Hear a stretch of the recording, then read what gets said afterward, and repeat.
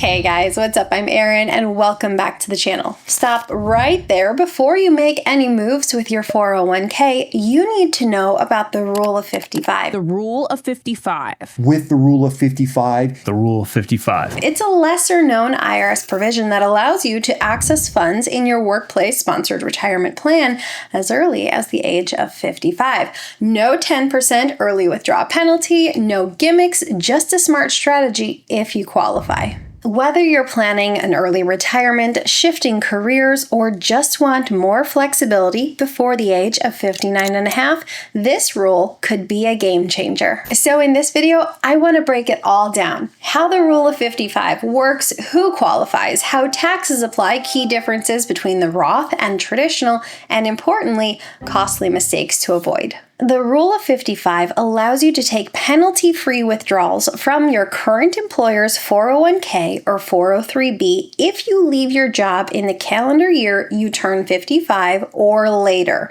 For public safety workers like law enforcement, firefighters, or EMS, that age drops all the way to 50. And this can be a really powerful early retirement strategy. But it's not automatic. There are some rules that you have to follow. You have to make sure your plan qualifies, so let's walk through the exact criteria. To qualify for the Rule of 55, here are the key conditions you need to meet. First and foremost, you must leave your job, whether you quit, retire, or are laid off, in the year or after you turn 55. Again, remember, for public safety workers, firefighters, EMS, air traffic controllers, jobs like that age can drop to 50. Second, the rule only applies to the 401k or the 403b from your most recent job, the job you left. You can't go ahead and access 401ks from previous employers, and it does not apply to IRAs of any kind. Third, this money needs to stay in your employer's plan. If you roll it over to an IRA, you lose eligibility through the Rule of 55, and any early withdrawals from that IRA would then be penalized. And finally, your plan itself must allow for distributions under the Rule of 55, and not all plans do.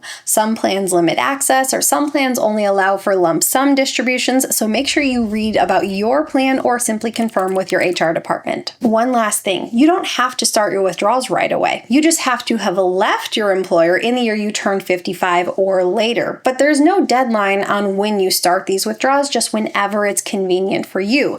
But remember, that money does have to stay with your employer's 401k plan. Now let's talk taxes, because while the Rule of 55 lets you skip the 10% early withdrawal penalty, it doesn't mean your withdrawals are tax-free. Your tax situation depends entirely on your 401k type, whether you have a traditional or whether you have a Roth.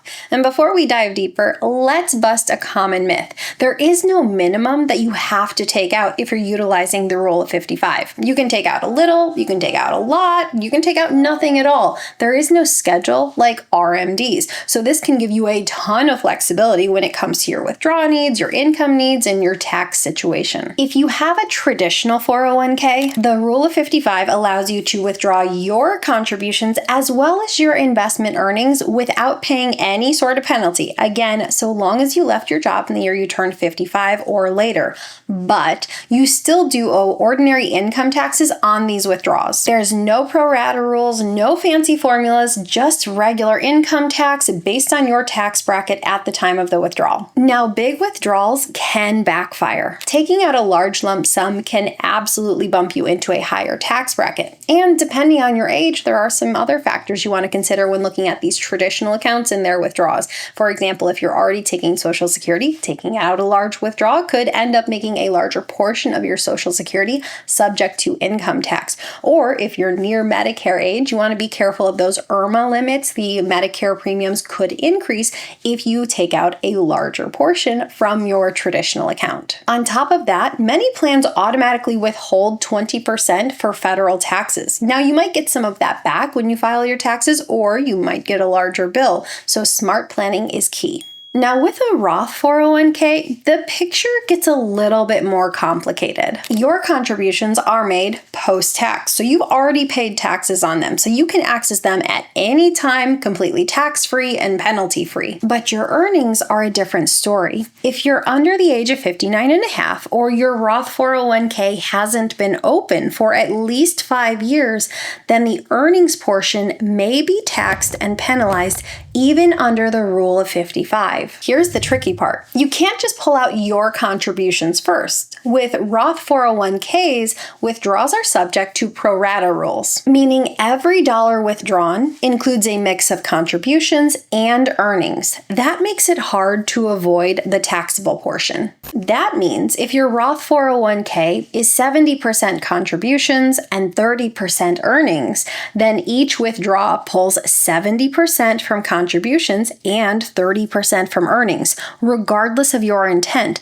And that's where tax and penalty risk can sneak in. Even worse, if you roll over your funds from your Roth 401k to a Roth IRA, it resets the clock on all of those funds, even if you've had your Roth IRA for years. And this is truly one of the most costly mistakes that people make when it comes to these Roth accounts and the rule of 55. So let's look at a quick side-by-side summary of the traditional and Roth 401k as it relates to the rule of 55. Both the traditional and the Roth 401ks can qualify under the rule of 55, but they're not created equal. The traditional accounts are simpler, but fully taxable. Roth accounts offer more flexibility, but with rules around earnings, pro rata treatment, and the 5-year clock. If you're considering using the rule of 55 with a Roth 401k, timing is everything. You may want to delay your rollovers, make sure you understand the rules, and when in doubt, talk to a tax advisor or a financial planner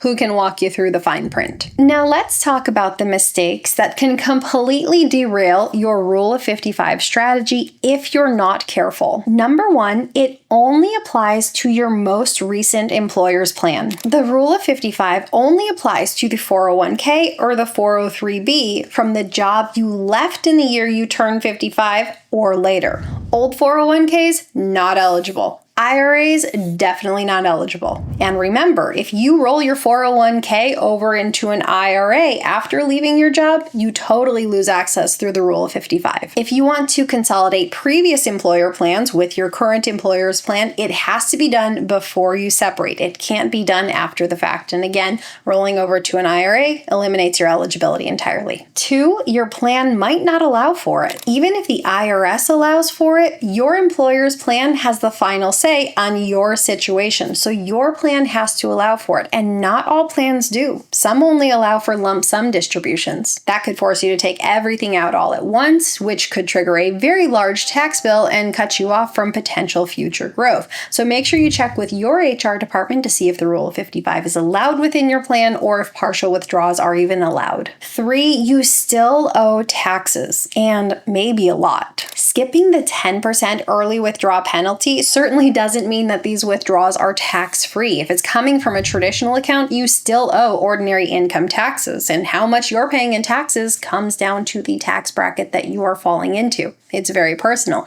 And remember that a lot of these plans will automatically withhold 20% for federal taxes, and whether or not you need that much withheld really depends on your situation, but you might not get a say in it right away. Withdrawing a large amount can certainly push you into a higher tax bracket, and depending on your age, it could ultimately affect your Social Security or your Medicare premiums. Number 4, early withdrawals limit growth. Withdrawing from your account at 55 might feel freeing, but remember, you are giving up valuable years of compounding. And if you're heading into an early retirement, remember that you very easily could be funding a 30 or 40-year retirement. Inflation, healthcare, long-term care, your money has to last through a lot when it comes to retirement. And every dollar you withdraw today is a dollar less that you have invested and growing for the future. Number 5, rollovers can disqualify you or complicate everything. Rolling a 401k over to an IRA before or after separation disqualifies this money from the rule of 55. IRAs follow the 59.5 rule, not the 55 rule. You can roll older 401ks into your current plan before you leave if your plan allows it,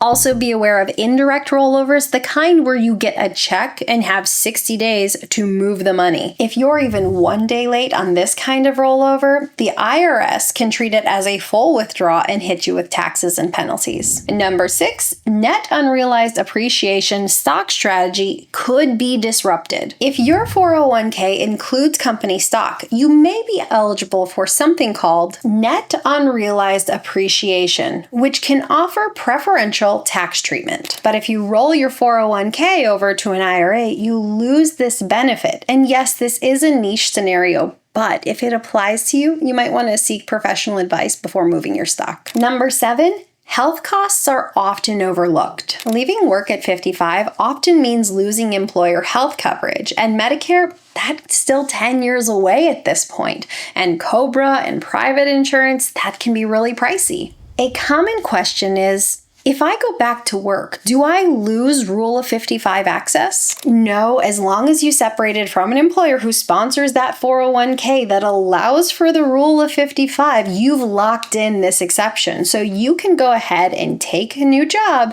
and it would not affect your access to your former employer's plan so long as you leave that money with their 401k. Now that you know what can go wrong, here's how to stay on track with a smart and strategic approach. Start with your plan rules. I know this may sound redundant, but not all plans allow for the Rule of 55. Not all plans allow for partial withdrawals, so make sure that you check with your plan specifically. Don't just assume. Don't roll over your 401k just yet. Once you move that money to an IRA, even by accident, you lose access through the Rule of 55. So hold off on doing this if you're considering using the Rule of 55 until you've gotten the money you need from it.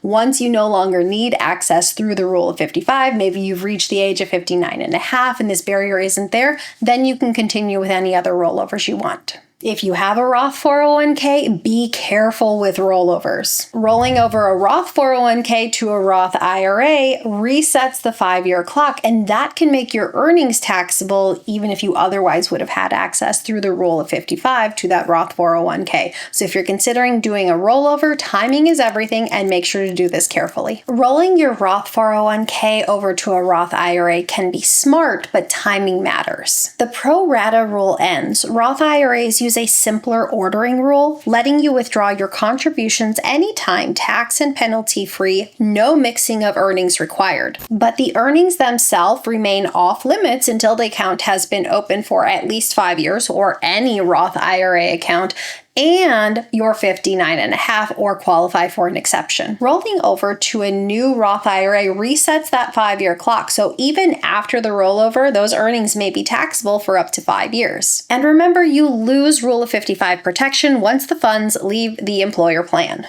Spread out your withdrawals. Large lump sums can spike your income, and that can push you into a higher income tax bracket. So when possible, take lower withdrawals over multiple years, and this can smoothen out or lower your tax implications over time. Budget for taxes and withholdings. Remember, most plans automatically withhold 20% for federal taxes, and depending on your situation, that might be too much or it might be too little. When budgeting, plan for a 50 to 70% of your withdrawal going toward taxes and withholdings, depending on your situation. Plan ahead for healthcare. Leaving a job at 55 means you're not going to have access to Medicare until likely the age of 65, so make sure that you've built in medical costs into your budget if you're doing an early retirement. Build other income streams. Maybe that's a taxable brokerage, an HSA, or a Roth IRA. Having different accounts that you can draw from can take the pressure off your 401k so you're not having to withdraw your entire income needs from one account. And most importantly, talk to a professional. If your situation involves Roth funds, company stock, or simply multiple accounts,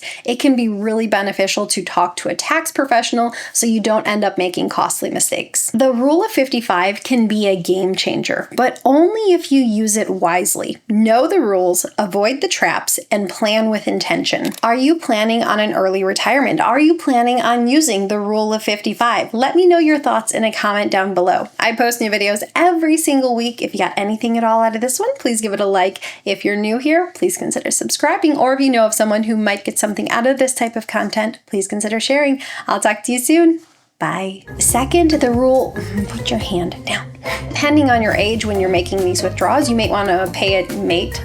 Let's say might, not mate. All right, mate. Apology accepted. And remember that any dollar, I didn't like it. Oh, I'm so hungry. This point did still be 10 years away. Crowbra. What the heck is wrong with me? It's like I don't even work in insurance, but I do. That was a terrible. This is why we don't free fly.